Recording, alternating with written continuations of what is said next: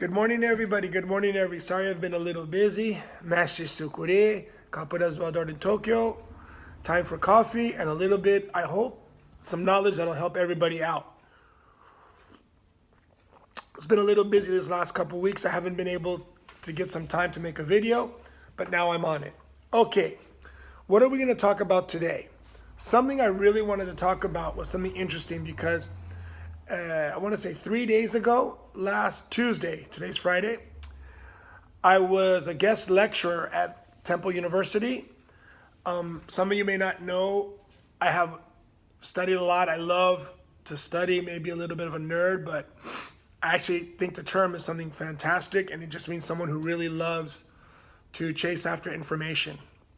So I guest lectured at a class on identity. When I was done,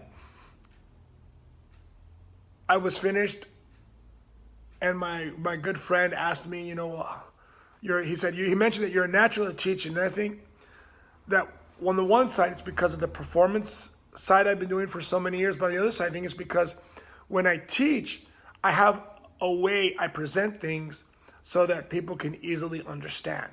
So today I want to share with you what some people have asked me. What is my teaching methodology? This is something I keep in mind, maybe even subconsciously when I'm doing things.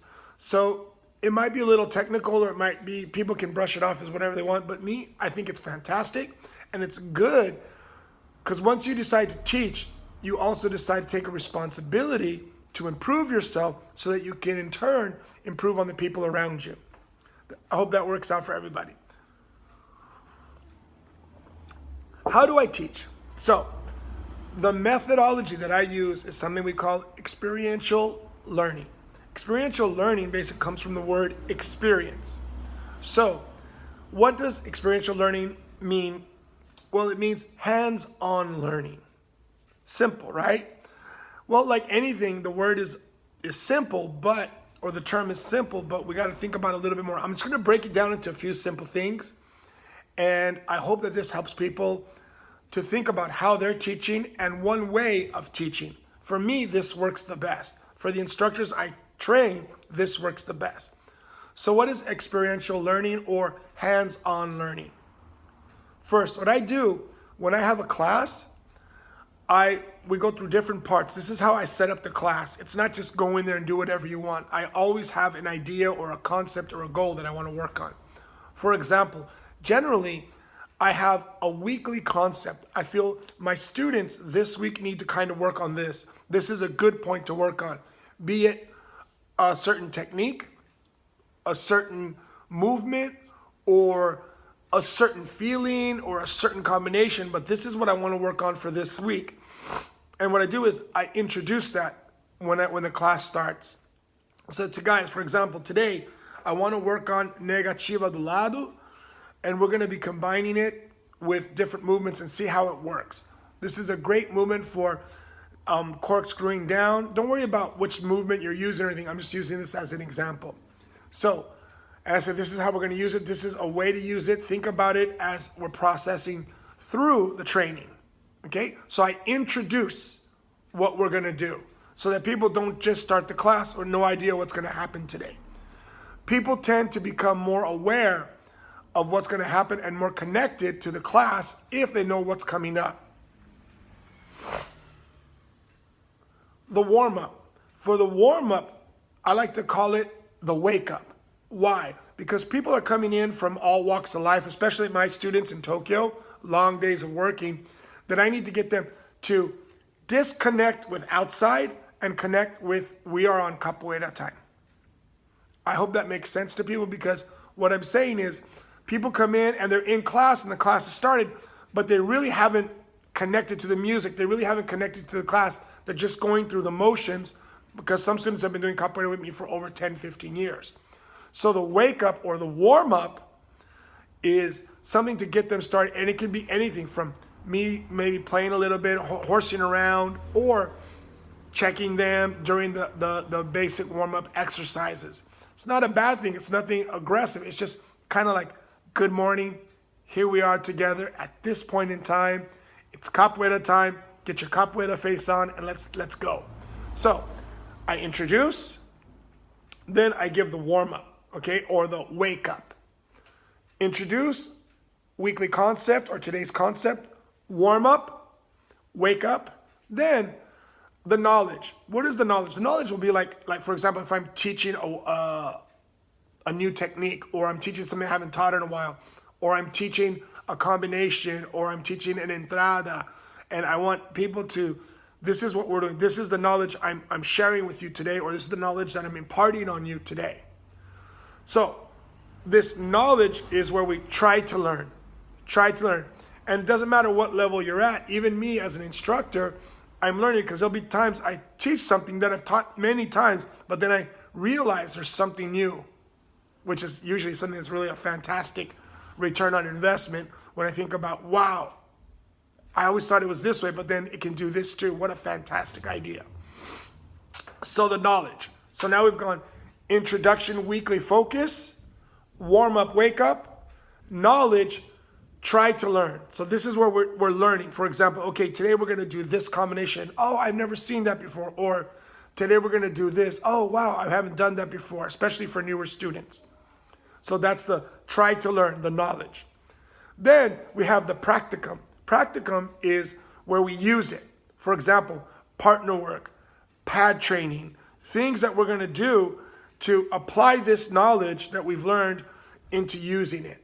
Okay? So, introduction, warm up, knowledge, practicum. This is where we've learned to use it all. You can even use this. This would be considered the whole of that too, because you're using it, the information. Introduction, weekly focus. Warm up, wake up. Knowledge, try and learn. Practicum, use it. And finally, at the end of the class, which I think is really important, especially if you're teaching, is the review, or what did we do today? Why is this so important? Because it's easy for people just to turn off and disconnect with what they've learned. Just go through the momentum, the movements, and I want people to leave the class thinking about what they learned today. I want them to be talking to their friends and, checking things out on the internet, going, oh, this is what I learned today. How did I take it in? How well did I learn this information? How does it affect my way of doing capoeira? Okay? So let's go through it one more time. Introduction is the weekly focus. Warm up is the wake up. Practicum, use it. Review, what did we do? This is how I structure my classes so that I feel that my students can get the best of what I have to offer. Hope that helps out. Now, to understand this, you have to understand that there's different ways people learn in different learning modules and different ways of doing things. But for me, I can't do everything, so I keep three basic types of learners, or visual, audio, and kinesthetic. Okay, I'm looking over here because I have my notes on the whiteboard, but visual is the person who's always looking. Audio is the person who's always listening.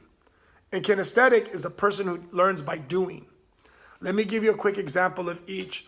For me, after years of teaching, I feel that I've developed a certain level of awareness to see how students learn. So in a class, for example, when I'm teaching and I'm doing a movement, or I get a partner in and I say, okay, let's do this. This is how it works. You can see people who are like arms crossed and they're really looking and they're analyzing it. These people tend to be visual because they're focused on their way of perceiving information is to see it visually. The second type is a lot of times people mistake or people aren't paying attention, but these are audio learners. These audio learners will turn their head because they're focusing on listening. So they might be in class and they're just listening because their brain processes the information through an audio experience or listening, okay? Neither one of them is better than the other one or means anything wrong. It just means that's the way that person generally learns better. And if you're not aware of this, then you're not really helping them, I think. So I make sure that I hit every single one when I make an explanation. Okay? The last one, kinesthetic, is a person who learns by doing. What do I mean by this? For example, this student, the first one, the audio, might say, you get a partner. What I tend to do is I tend to get a kinesthetic person, if I know they're a kinesthetic learner, to help me with the movement that I'm showing today. Why? Because I'm already covering that base with that one person. So the audio person might say, can you please do that again? Can I see that again? One more time, please. So that so they can see and process what you're doing. They want to see what you're doing. Where do you put the foot to check the leg? Where do you put the hand to block? Where do you move in the shoulders? They want to see it because they need to know visually what you're doing. The audio person also is really great because they'll listen and they'll say, can you please repeat that? What did you mean by that? Can you say that again? So you'd be surprised. The language that's used by the people also is an indicator sometimes of how they learn. Then the kinesthetic person, this is usually the easiest way to find these types of people. And once you find them, they're fantastic. Everyone learns different. Everybody's fantastic. Like I said, anybody who walks into my Capoeira Academia, thank you so much. Anyone who comes to my workshops, thanks so much. You're all fantastic. There's nothing different. This is just the way I teach, and I love you all. The kinesthetic person is fantastic because all you need to do generally, 1 or 2 times, they do the movement, they've internalized it. They've internalized it. If they've done it 1 or 2 times, you get the person, say, okay, we're going to do a vingativa. This is what I'm going to do. This is how you're going to block. This is how you're going to get out of the movement. This is how you're going to reverse the movement. And if you do it a couple times with them, this is where generally the practicum is where they shine. Don't think at all that one is better than the other. They're all just different ways people learn. So if you keep these things in mind, it'll help you, I feel, to teach a better class. This isn't the only methodology. This is the methodology I chose. This is what I've been using for 20 years. So if you have any questions, send me an email. Experiential learning. I'll put a picture at the end of this where I have all the notes written down. Okay? Ashe, Mestre Sukuri, Capoeira Zoador, Tokyo.